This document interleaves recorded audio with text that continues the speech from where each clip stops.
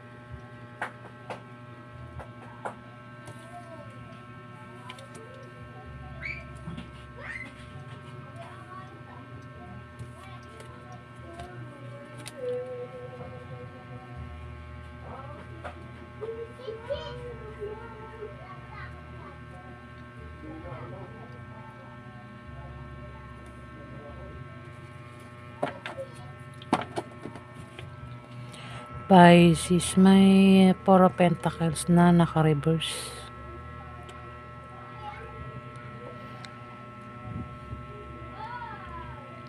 Ingatan mo ang pera mo, Pisces. O gamit mo. Kasi posibleng mawala.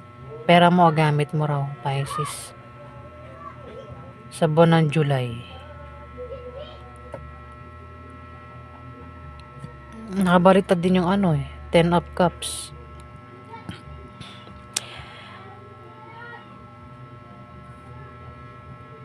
Maaaring mawalan ka raw ng kaibigan o pamilya, Pisces. Maaaring makaramdam ka ng kalungkutan sa pagiging mag-isa mo raw. Meron kang pakaramdam na ikaw ay mag-isa sa buwan ng July, Pisces. At maaaring makaramdam ka ng kalungkutan. Pwedeng malayo sa pamilya ang iba sa inyo, Pisces. Kaya meron kayong pakaramdam na parang mag-isa, alone, dito.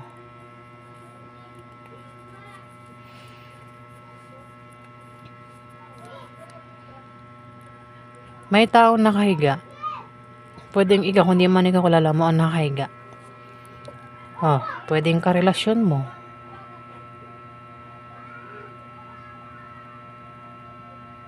May nakabaliktad din na Five of Swords.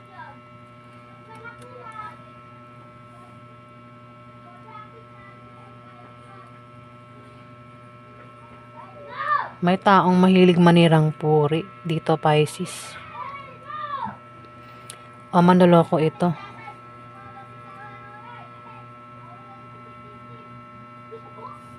Dito may nakahiga nga, pwedeng ikaw, hindi man ikaw kilala mo nakahiga.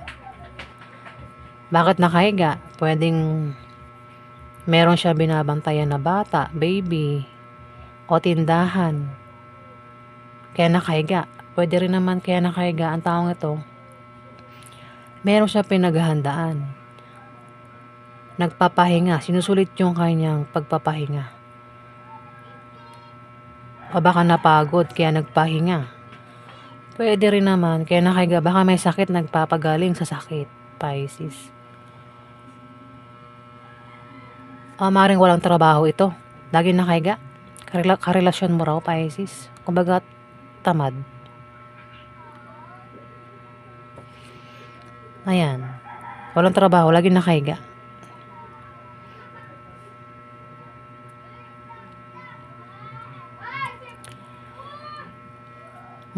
The lovers.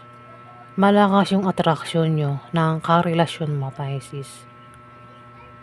Pwede magkaroon ng romansa sa buwan ng July. Attracted sa isa't isa. Kumbaga, ayun, kapit na kapit. Kung may darating sa inyong problema, pagsubok, malalampasan nyo o nalalampasan nyo, Pisces. Nagkakaroon ng away, tampuhan, pero hindi kayo maghihiwalay. Naghihiwalay ng taong ito, hindi kayo nagkakahiwalay. Ayun, kapit na kapit eh. Ibig sabihin, ayaw magkahiwalay. Sa buwan ng July ito Pwede rin magkaroon ng kasal para sa ibang Pisces. Dito, the star, sisikat ka raw. O kung sikat ka na, lalo ka pa raw sisikat. Kung hindi ka sikat, sisikat ka raw sa buwan ng July, Pisces. Pwede rin pangarap yung sumikat.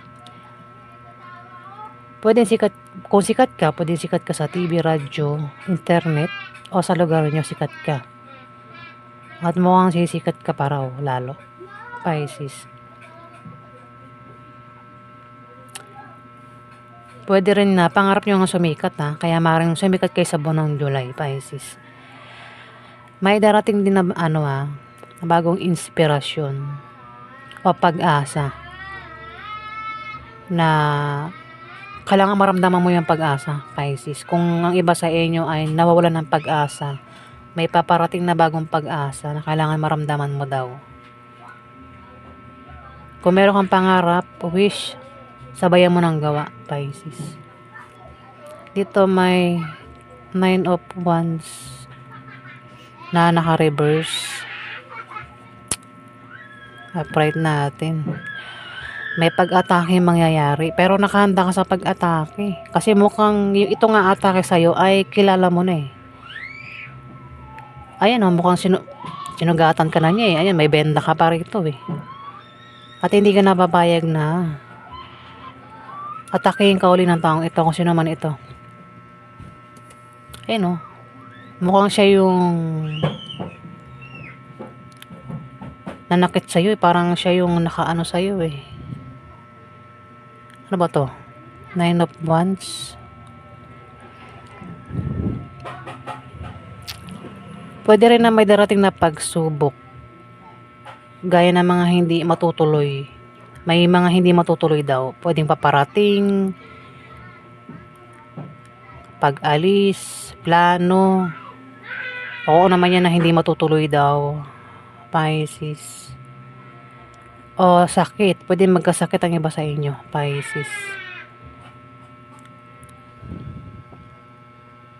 Kung may atake, nakahanda ka sa pag-atake. Yung pag-atake, pwedeng awayin ka, lokohin ka. Ano naman kasi pag-atake ito, pero hindi ka papayag na atakihin ka. Hindi ka papayag na lokohin ka, Pisces. Dito, 10 of Cups. Yung pwedeng mawalan ka ng kaibigan o pamilya sa buwan ng July o maaaring makaramdam ka ng kalungkutan, Pisces, sa pagiging mag-isa mo raw. Maraming Pisces Dito may 5 of Swords. May pagkawala, may mawawala.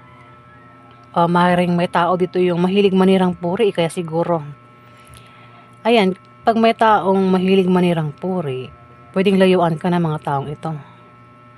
O manloloko ito. Sino makikipagkaibigan sa taong mahilig manira? Pwedeng layuan ka ng mga kaibigan mo o pamilya mo kung ikaw itong mahilig manira. Kung hindi man ikaw yan, kilala mo siya. Kasi may taong ganyan dito. Mahilig manirang puri. Talagang yan yung pangit na siraan yung puri mo, di ba? O kaya manloloko ang taong ito. Kaya lalayuan ka talaga ng mga kaibigan mo o pamilya mo.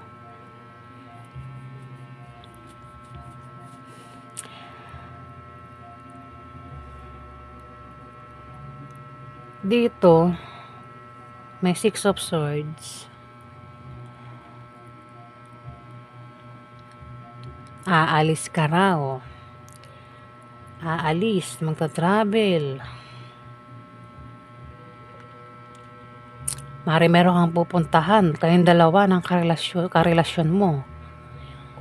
Dalawa kasi the lovers eh. Pwede meron kayong pupuntahan, aalis kayong dalawa. Kung di man ikaw yan, may aalis dito. May aalis. Parang problema.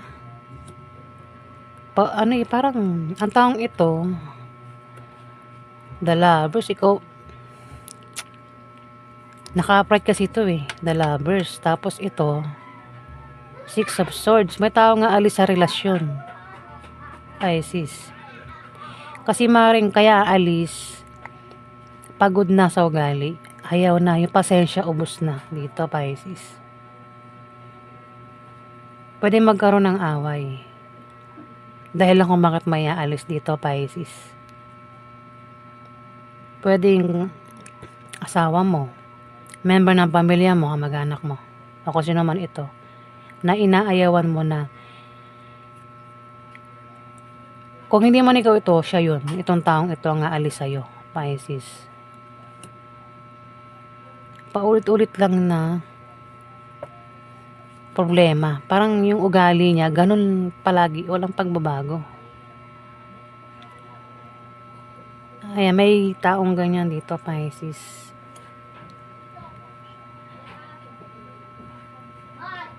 Parang inalisan niya na eh, tapos bumalik lang, tapos ngayon, naalis ulit, balak ulit umalis. Ang ingay ng paligid ko.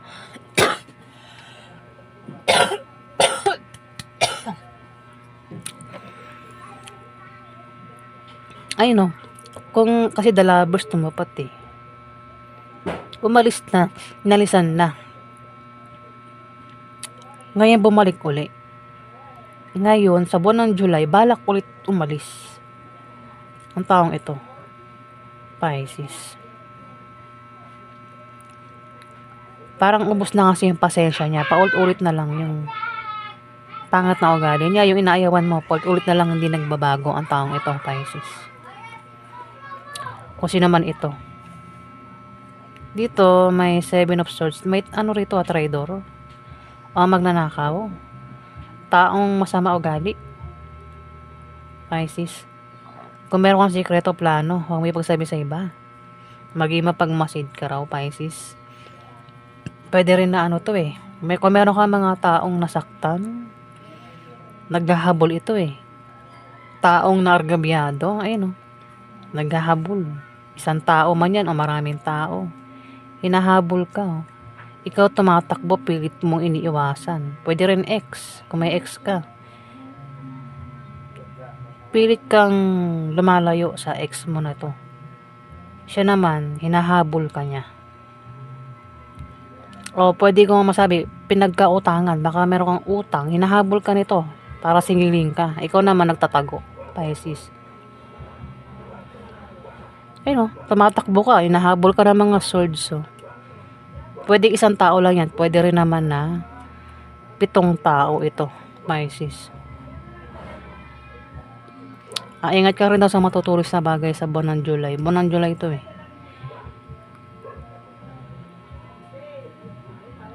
Ayan, Pisces. Ang ganap sa inyo sa buwan ng July.